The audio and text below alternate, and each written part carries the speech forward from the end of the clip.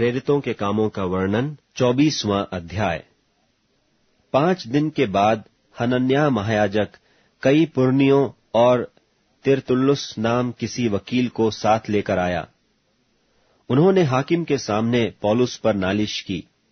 जब वह बुलाया गया तो तिरतुल्लुस उस पर दोष लगाकर कहने लगा कि हे महाप्रतापी फेलिक्स, तेरे द्वारा हमें जो बड़ा कुशल होता है और तेरे प्रबंध से इस जाति के लिए कितनी बुराइयां सुधरती जाती हैं, इसको हम हर जगह और हर प्रकार से धन्यवाद के साथ मानते हैं, परंतु इसलिए कि तुझे और दुख नहीं देना चाहता, मैं तुझसे विनती करता हूं कि कृपा करके हमारी 2-1 बातें सुन ले, क्योंकि हमने इस मनुष्य को उपद्रवी और जगत के सारे यहूदियों में बलवा कराने वाला और नासरियों के कुपंथ का मुखिया पाया है।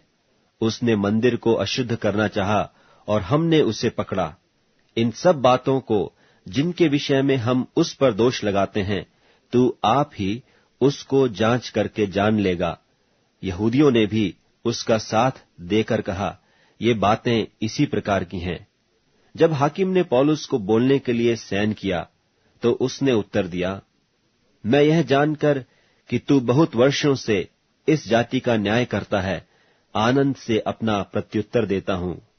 तू आप जान सकता है कि जब से मैं यरूशलेम में भजन करने को आया, मुझे 12 दिन से ऊपर नहीं हुए, और उन्होंने मुझे न मंदिर में, न सभा के घरों में, न नगर में किसी से विवाद करते या भीड़ लगाते पाया, और न तो वे उन बातों को जिनका वे अब मुझ पर दोष लगाते हैं तेरे सामने सच ठहरा सकते हैं।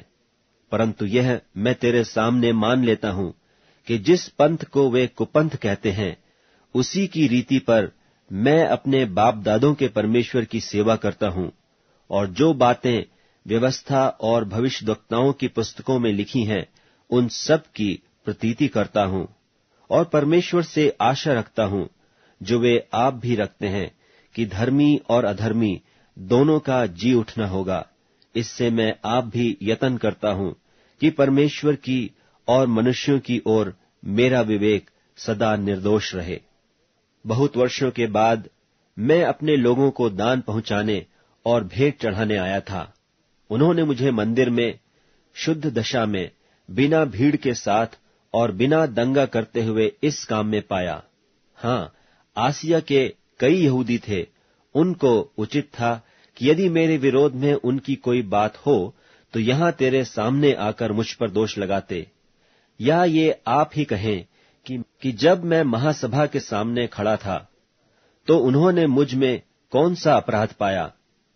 इस एक बात को छोड़ जो मैंने उनके बीच में खड़े होकर पुकार कर कहा था कि मरे हुओं के जी उठने के विषय में आज मेरा तुम्हारे सामने मुकदमा हो रहा है।